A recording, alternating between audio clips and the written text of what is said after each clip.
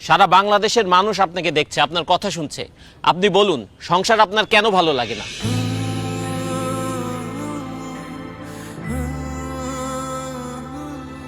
আমি যখন অনেক ছোট স্কুলে পড়ি, তখন আমার মা বাবা, স্কুলের শিক্ষক সবাই আমাকে বলেছেন, সুন্দরভাবে পড়াশোনা করো, পরীক্ষায় ভালো রেজাল্ট করো, তাহলে জীবনে সুখ আসবে। আমিও সেই সুখের আশায় দিন রাত পড়াশোনা করতে শুরু করলাম। পরীক্ষা দিলাম, ভালো রেজাল্ট করলাম, পড়াশোনা শেষ করলাম, কিন্তু সুখ পেলাম না। বরং চাকরি নামের একটা দুশ্চিন্তা আমার জীবনে চলে আসলো। সবাই বলতে শুরু করলো, যদি ভালো চাকরি পাও তাহলে জীবনে সুখ পাবা।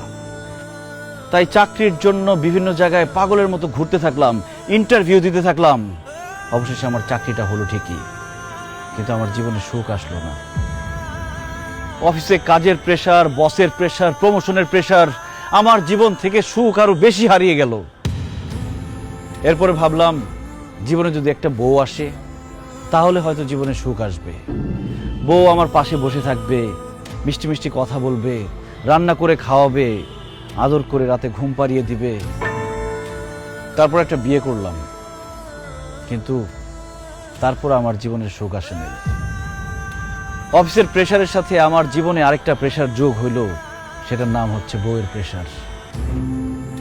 কাজের জন্য অফিসে বেশি সময় দিলে বউকে সময় দিতে পারি না, বউকে বেশি সময় দিলে অফিসে সময় দিতে পারি না, বউকে বেশি সময় দিলে অফিসে বসের ঝাড়ি খেতে হয়, অফিসে বেশি সময় দিলে বউর গোমরা মুখ দেখতে হয়। তারপর আজকে এটা লাগবে, কালকে সেটা লাগবে, পরশু ওইটা লাগবে। যখন যা চায় সেটা এনে দিলে সংসারে শান্তি, না এনে দিলে অশান্তি। বউয়ের সাথে ভালো মতো কথা বললে বাবা মা রেগে যায়, বাবা মাকে বেশি সময় দিলে, ভালো করে কথা বললে বউ অভিমান করে। শ্বশুর শাশুড়ির সেবা করলে বাবা মা রেগে যায়, আবার বাবা মার সেবা করলে শ্বশুর শাশুড়ি রেগে যায়। তবুও শ্বশুর শাশুড়ি, বাবা মা সবার মন জুগিয়ে এই সংসারে আমাকে চলতে হয়েছে। ঈদ আসলে সবাইকে নতুন জামা কাপড় কিনে দিতে হয়েছে, কিন্তু ঈদের মধ্যে আমি কোনো নতুন জামা কাপড় কিনতে পেলাম কিনা সেটা কেউ কখনো জানতে চায়নি। কেউ অসুস্থ হলে তাকে হসপিটাল নিতে হয়, ওষুধ এনে দিতে হয়, কিন্তু সারা দিন শেষে ক্লান্ত হয়ে আমি বাসায় ফিরলে আমার কি খারাপ লাগছে কিনা, আমার কি অসুস্থ লাগছে কিনা কেউ কখনো আমার কাছে জানতেও চায়নি। আর এইসব শুধু আমার সাথে না, বাংলাদেশের হাজার হাজার লাখো পুরুষের সাথে প্রতিনিয়ত হচ্ছে এরকম। এত কিছু করার পরও একজন পুরুষ মানুষ, একজন স্বামী কাউকেই খুশি করতে পারে না। সবার শুধু সেই পুরুষ মানুষটার উপরে কমপ্লেইন আর কমপ্লেইন। তাই সংসার থেকে আমার মন উঠে গেছে। আপন মানুষদেরকে আমার পর মনে হচ্ছে, বাড়িটাকে আমার জেলখানা মনে হচ্ছে। আমার মনে হচ্ছে আমার খোলা হাওয়া দরকার, আমার নির্ভেজাল জীবন দরকার, আমার একা থাকা দরকার। তাই আমি বাড়ি ছেড়ে, সবাইকে ছেড়ে এখানে এসে থাকার চিন্তা ভাবনা করেছি।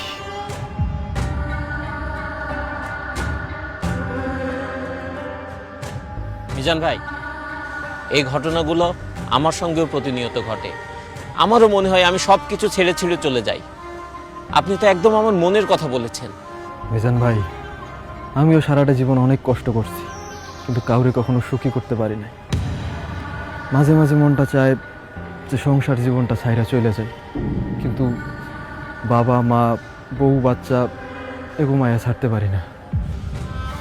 বাবারে, তুই যা বলছিস তাই দেশের সব পুরুষের সাথেই হয়। পুরুষ কোনোদিন কারো আপন হইতে পারে না। পুরুষ মানুষ শুধু দিয়েই যায়, কারো কাছে সুখ পায় না।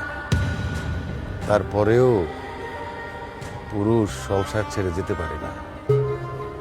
তার দায়িত্ব হচ্ছে সংসারটাকে আগলে রাখা, সংসারের সব মানুষগুলিকে ভালো রাখা। এই অবস্থাটা হইতো না রে বাবা, যদি আমরা পুরুষরা নারীরে নারী না বলতাম, মানুষ বলতাম, মানুষ ভাবতাম। আর নারীরাও যদি পুরুষ না বইলা মানুষ ভাবতো, দুইজন দুইজনরে মানুষ ভাবলে এই সমস্যাগুলি আর হইতো না রে বাবা। জামাই বাবাজি, তুমি যে কথাগুলো বলছো একদম ঠিক বলছো। তুমি বলতে পারছো, কিন্তু আমি সারাটা জীবন বলতে পারি না। তারপর পুরুষ মানুষদেরকে এভাবেই সংসার করতে হয়, তোমাকে করতে হবে। মিজান, আমাকে তুমি মাফ করে দাও। তোমার স্ত্রী হিসেবে আমার দায়িত্ব ছিল তোমার কষ্টগুলো বোঝা। আমি তোমাকে কথা দিচ্ছি, আজকে থেকে তোমার দুঃখ কষ্ট সব কিছুর আমি খেয়াল রাখবো। প্লিজ বাসায় চলো, চলো না আমরা নতুন করে সুখের সংসার করি। সংসার কখনো সুখের হয় না সেতু। আমার মনে হয় কোনো সুস্থ স্বাভাবিক মানুষ সংসার করতে পারে না। সংসার করতে হলে পাগল হইতে হয়। আমার মনে হয় আমরা পুরুষরা সবাই পাগল, আর সেই জন্য সংসারের শত ঝামেলা সহ্য করেও সংসার করে যাচ্ছি, করে যাব। চলো।